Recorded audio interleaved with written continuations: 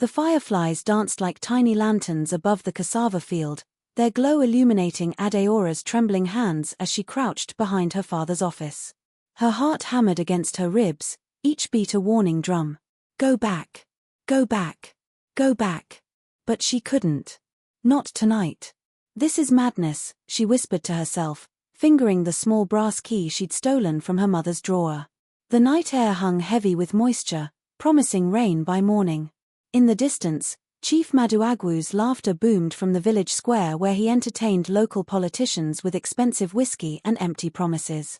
Adaora closed her eyes, picturing Ebuka's face, the way his eyes crinkled when he smiled, the small scar above his left eyebrow from a childhood fall, the quiet determination that had made her fall in love with him despite everything.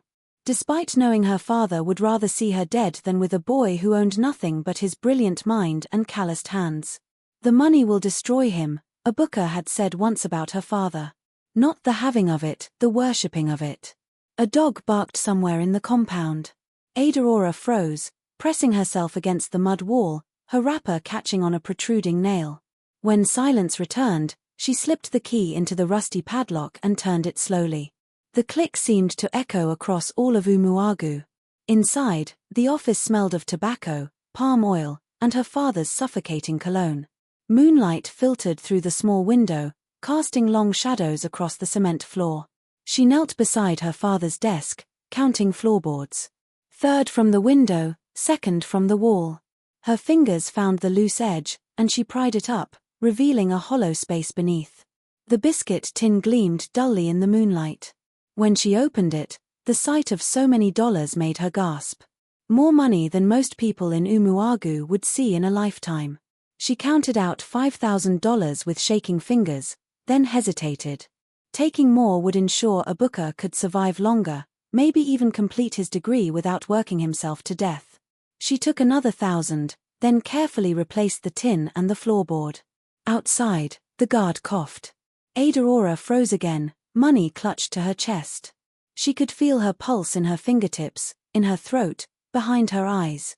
When the guard's footsteps moved away, she slipped out, locking the door behind her. At the edge of the forest, Ebuka waited. Barefoot, wearing his only good shirt, a small bag slung over his shoulder.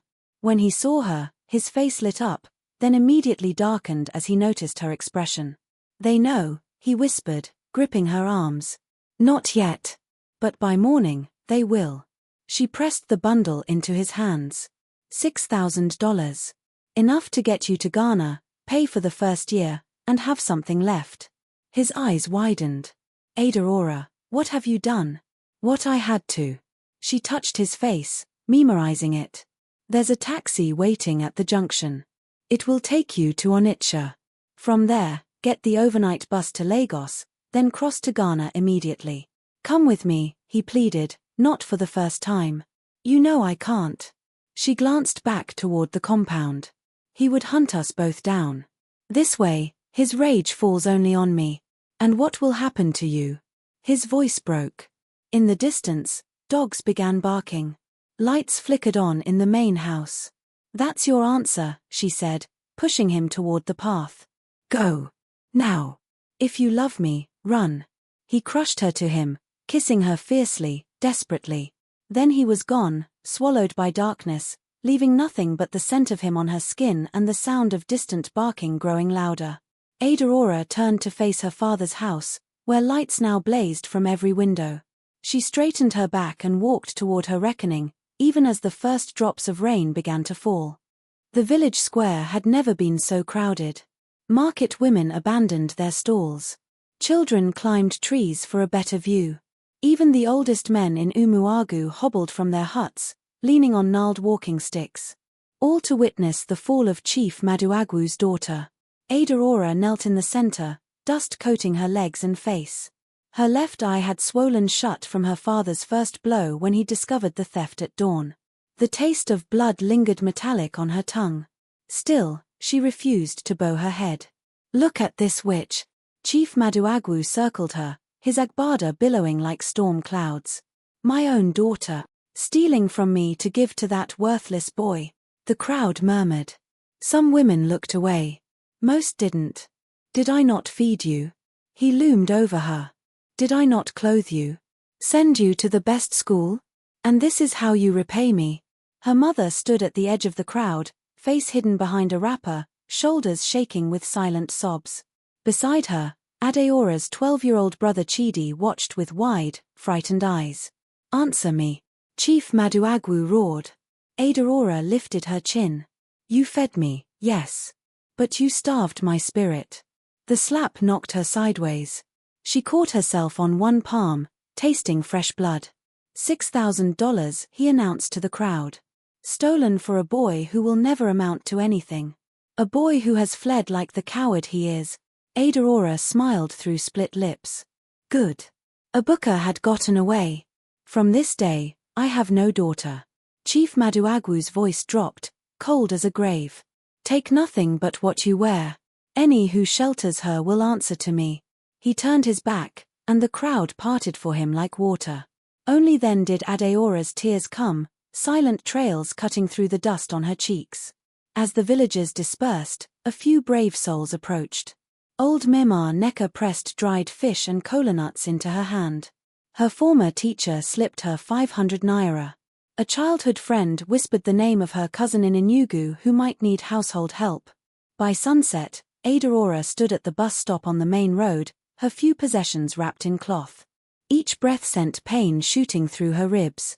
But as the rickety bus approached, belching black smoke, a strange calm settled over her. Her life in Umuagu was over. But perhaps another one waited.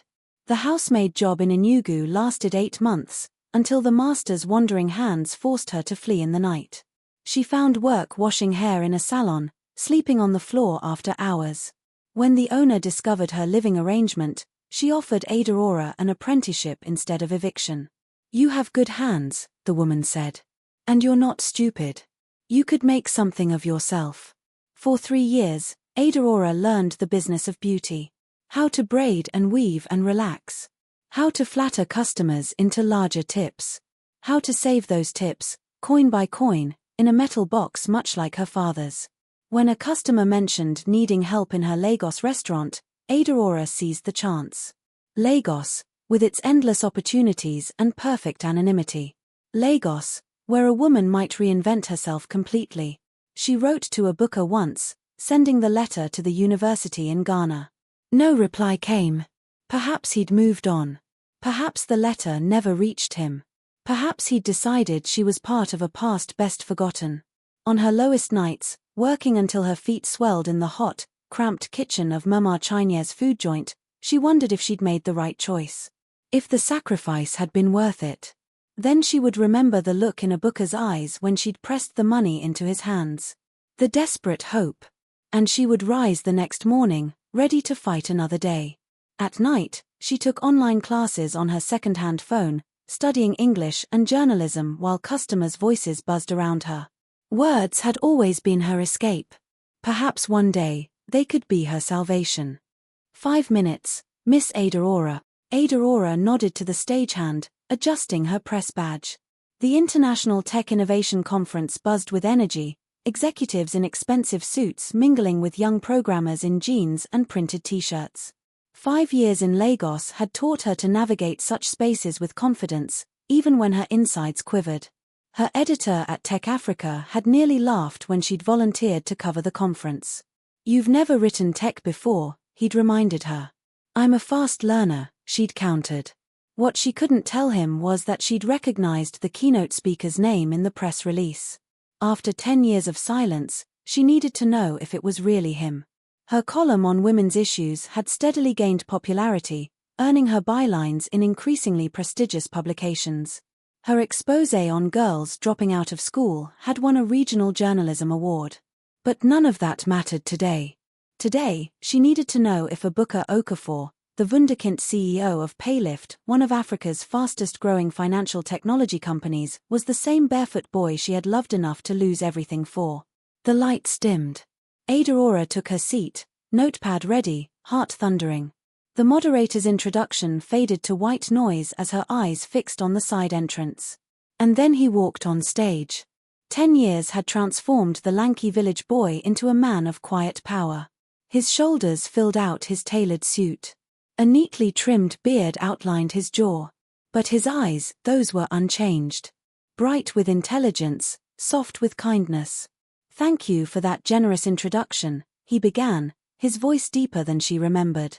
"My journey to this stage began in a small village called Umuagu, where a single act of courage changed everything." Adaora's pen froze above her notepad. "I stood barefoot at the edge of that village one night, with nothing but dreams and a desperate chance. Someone believed in me enough to risk everything." His gaze swept the audience. "That lesson shaped my company's core philosophy. Sometimes, all a brilliant mind needs is one person who believes." For an hour, he spoke about financial inclusion, about systems that served the forgotten, about transformation. Adaora wrote mechanically, professional habits overriding her emotional turmoil. Then came the questions. She raised her hand, surprising herself. The moderator pointed to her. "Yes, the lady from Tech Africa." She stood, steadying herself against the chair in front. "Your success story is remarkable," she said, her voice clear despite her racing pulse. "But looking back at that night in Umuagu, would you make the same choice again?" Their eyes locked. Recognition flickered in his expression, followed by shocked disbelief. Without hesitation, he answered, never breaking their gaze. "Some prices are worth paying, even when they seem impossibly high." After the session, she waited in the hotel lobby, knowing he would find her. 20 minutes later, he appeared, dismissing his entourage with a quiet word. "I searched for you," were his first words. "For years. I moved often," she replied. "And I wasn't looking to be found." They sat in the quiet corner of the hotel cafe, 10 years of absence between them. "You succeeded," she said finally. "It was worth it." His hand covered hers. "Only if you tell me you survived." "Really survived?" She smiled, thinking of her bylines, her modest apartment, her voice that thousands now read. "I did more than survive, Ebuka. I became." The driver pulled the black SUV through Umuagu's newly paved main road, past concrete houses that had replaced mud huts, past satellite dishes that now outnumbered palm trees. Adaora pressed her forehead against the cool window, absorbing the transformation of her childhood village. "Are you sure about this?" Ebuka asked from beside her, his fingers intertwined with hers. In the year since their reunion, they had rebuilt what time and circumstance had broken. First as friends, then as confidants, and finally as lovers older now, shaped by separate hardships but still recognizing in each other the teenagers who had once risked everything. "No," she admitted. "But I need to do it anyway." The second SUV behind them carried Ebuka's security team, a necessity for a man whose financial app had revolutionized how millions of unbanked Africans accessed money. His success had brought enemies along with admirers. "Your father may not be there," Ebuka reminded her. "The village head said he's been ill." "He'll be there," Adaora said with certainty. If only to spite death itself. They had come ostensibly for business. Paylift was establishing rural banking centers, and Umuagu had been selected as a pilot location. But Adaora's reasons ran deeper, like roots searching for water. The convoy stopped at the village square, now paved and adorned with a small water fountain. As they exited the vehicles, whispers raced ahead of them. Children pointed at the strange cars. Old men squinted in recognition. "Is that Chief Maduagwu's daughter? And the poor boy?" The current village head, a progressive man 20 years younger than her father had been, welcomed them with elaborate courtesy. He led them to the community hall, where village elders and young entrepreneurs gathered to hear about Paylift's plans. Adaora stood slightly behind Ebuka as he presented, watching the faces of people who had once witnessed her humiliation. Some avoided her eyes. Others nodded respectful acknowledgement. "We believe financial freedom shouldn't be reserved for those in cities," Ebuka was saying. "Every brilliant mind in every village deserves the chance to build, to create, to transform." His words carried the weight of their shared history, though none but Adaora recognized it fully. Afterward, as they prepared to visit the proposed site for the banking center, an old woman approached. Adaora recognized her immediately, Mama Neka, now bent nearly double with age, who had slipped her food on the day of her banishment. "You came back," the old woman marveled, touching Adaora's hand with gnarled fingers. Just as I told your father you would. Is he? Adaora couldn't finish. Alive? Yes. Though perhaps he wishes otherwise. Memarneka's cloudy eyes shifted to Ebuka. And you? The boy became a man worth waiting for. Before either could respond, commotion erupted at the hall's entrance. Supported by a young man, Adaora's brother Chidi, now grown, Chief Maduagwu shuffled into the hall. His once imposing frame had shrunken, his flowing agbada replaced by a simple tunic that hung from bony shoulders. The hall fell silent. Ebuka's security team tensed. For a long moment, father and daughter stared at each other across a decade of absence. Then, leaning heavily on his walking stick, Chief Maduagwu approached. So, he said, voice thin but still carrying the edge that had once made village children scatter. You have returned to mock an old man. Adaora straightened her spine, just as she had the night she walked toward her reckoning in the rain. No, she said quietly. I've come to build something. The land stretched before them 8 hectares of fertile soil that had once been the pride of Chief Maduagwu's cocoa enterprise. Now, weeds grew between failing trees, and the processing shed stood abandoned, its roof partially collapsed. 3 million naira, said the lawyer, a nervous young man from Enugu who kept glancing between Adaora and her father. For the entire property, as agreed. They sat under the mango tree where Adaora had once done her homework, dreaming of universities her father had deemed unnecessary for a girl. Chief Maduagwu's hands trembled as he tried to sign the papers, pride and shame warring on his gaunt face. Let me, Chidi said gently, guiding his father's hand.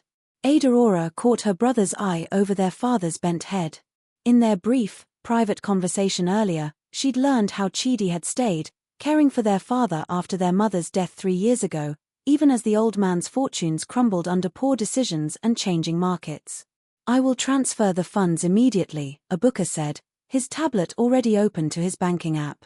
Chief Maduagwu looked up sharply. You think I want your money? He spat. The money of a thief's accomplice? Father. Chidi protested.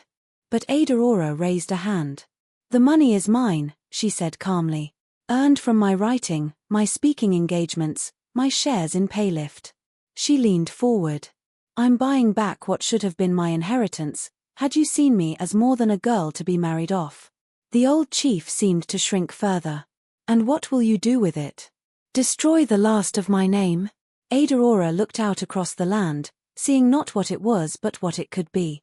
I'm going to build a school, she said. For girls. With dormitories for those whose families live too far to commute. With scholarships for those who can't afford fees. She paused.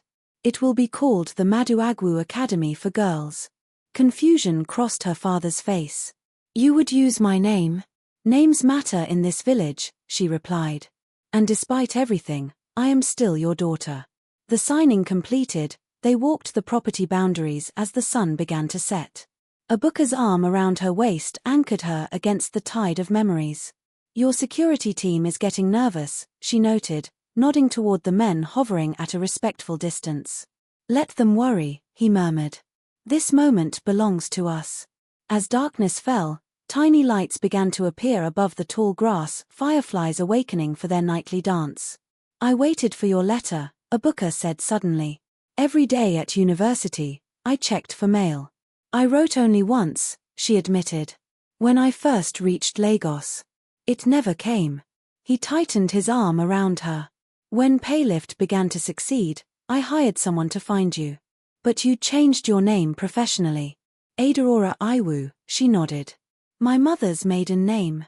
By the time I tracked Adaora Iwu to Tech Africa, you were already on your way to the conference. He laughed softly. Fate has a strange sense of timing. They watched the fireflies in comfortable silence. From the village came the sounds of evening, children playing, women calling them home, the distant beat of talking drums. Will you stay? He asked finally. When the school is built. She considered the question. Not permanently. My life is in Lagos now. My work. She turned to face him. Our life, if you still want that. Instead of answering, he knelt before her, there among the fireflies and the ghosts of their past. From his pocket, He drew a small box. 10 years ago, you gave up everything for my dream, he said, his voice steady despite the emotion in his eyes. Let me spend the rest of my life building our dreams together. The ring caught the last light of day, a simple band crowned with a small, perfect diamond. I have nothing left to sacrifice, she whispered. Only everything to give. As she pulled him to his feet and into her arms, the fireflies rose higher, their light a constellation of second chances against the gathering night. In the distance, watching from the path that led back to the village, stood Chief Maduagwu. He raised a hand, not in farewell, not quite in blessing, but in acknowledgement of what he had lost and what might, with time, be found again. Adaora nodded once in return. Then turned back to Ebuka, to the future they would build from the ashes of what they had burned to survive.